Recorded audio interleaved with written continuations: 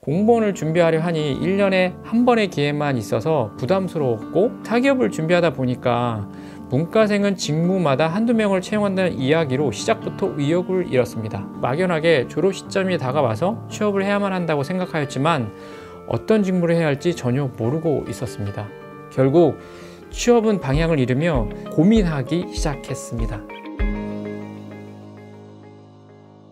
안녕하세요. 내일부터 출근 제리멘토입니다. 서울대 인문대 경영학 복수 전공으로 학점 4.3 만점에 4.0이 넘고 해외 거주 경험이 있어 외고를 잘하는 취준생분이 있습니다. 스펙이 훌륭하죠. 꼭 그래야만 하는 것은 아니지만 훌륭한 스펙이기에 많은 회사에서 관심을 가지며 최종 합격하실 거라 예상할 수 있습니다. 하지만 현실은 전혀 그렇지 않았습니다. 왜 그럴까요? 그 이유는 본인이 무엇을 하고 싶은지 모르고 있기 때문이었습니다. 즉 막연하게 졸업 시점이 다가와서 취업을 해야만 한다고 생각하였지만 어떤 직무를 해야 할지 전혀 모르고 있었습니다. 공무원을 준비하려 하니 1년에 한 번의 기회만 있어서 부담스러웠고 계속 기회가 있는 사기업을 준비하기로 하였습니다. 그런데 이 사기업을 준비하다 보니까 문과생은 직무마다 한두 명을 채용한다는 이야기로 시작부터 의욕을 잃었습니다. 여기에 더해 영업을 하자니 본인의 성향과 맞지 않고 마케팅은 고스펙자들이 넘쳐난다고 하고 경영지원은 채용 규모가 매우 적다고들 하니 어쩔 줄 몰라 하는 거죠.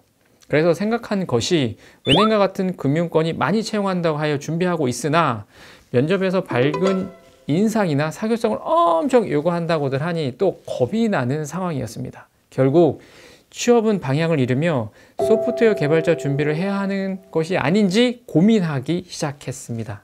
여러분의 취업의 시작은 내가 하고 싶은 일을 찾는 것을 가장 먼저 해야 하며 취업에서 가장 중요한 일이 내가 하고 싶은 일을 찾는 것입니다. 아무리 스펙이 좋아도 내가 하고 싶은 일을 찾지 못하면 취업은 할 수가 없습니다. 왜냐고요? 어떤 회사도 스스로 무엇을 하고 싶은지 모르는 지원자를 채용할 일은 절대 없으니까요. 그리고 취업을 준비할 때 미리 경험한 친구, 선배, 부모님 이야기를 들어보는 것도 중요하지만 듣는 곳에서 끝내지 말고 스스로 최대한 직접적인 경험을 해보려 하세요. 영업을 하시는 분들이 모두 외향적이지는 않습니다. 심지어 영업의 고수 중 내성적인 사람이 더 많다는 조사 결과도 있고요. 마케팅이 고스펙자로 넘쳐난다고 하는데 제 경험에 있어서는 고스펙자가 아니라 마케팅에 꽂혀 마케팅만 생각하는 사람은 정말 많습니다. 3분만 딱 이야기해보면 아 정말 마케팅을 하고 싶구나 라는 느낌이 와요. 경영지원 사람 적게 채용한다고 하는데 경영지원에는 분야가 많습니다. 그리고 어느 회사에나 필요한 직무입니다. 예를 들면 기계공학 전공자는 기계 관련 회사로 취업을 하지만 경영지원은 기계 관련 회사, 화학 관련 회사, 마케팅 회사 등 모든 회사에 지원할 수 있습니다.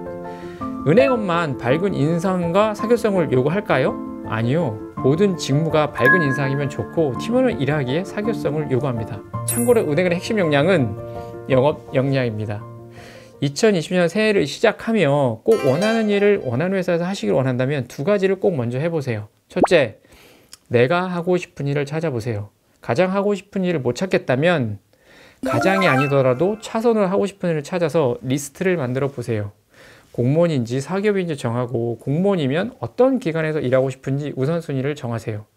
사기업인데 딱히 좋아하는 것이 없다면 가장 덜 싫은 것부터 해보세요. 예를 들면 인사가 좋지는 않지만 그 중에서 괜찮고 그 다음은 마케팅?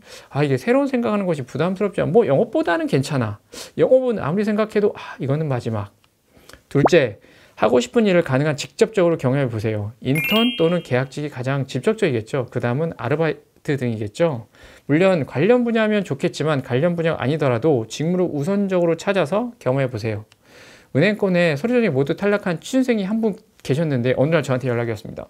선생님, 땡땡은행에서 연말정산 아르바이트 채용한다는데 가볼까요? 그래서 제가 당장 가세요 라고 했습니다. 결국 연말정산 아르바이트한 은행에 행원으로 최종 입사했는데요. 왜냐고요? 연말정산은 인사에서 주관을 해요. 따라서 인사 담당자들과 이야기할 수도 있고 이를 통해 간접적으로 배울 수 있는 것이 많았습니다. 물론 내부 분위기도 직접적이진 않지만 간접적으로 느낄 수 있었고요.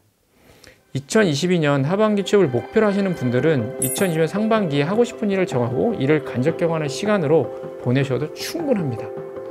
2022년 상반기 입사를 준비하시는 분들은 다소 늦은 감이 있지만 지금부터 직무부터 빠르게 정하고 빠르게 경험을 하세요. 그러면 여러분은 내일부터 출근하실 수 있습니다. 2022년 새해 복 많이 받으셔서 꼭 원하는 일을 원하는 회사에서 하시길 기원합니다. 여러분을 진심으로 응원하는 제리 멘토였습니다.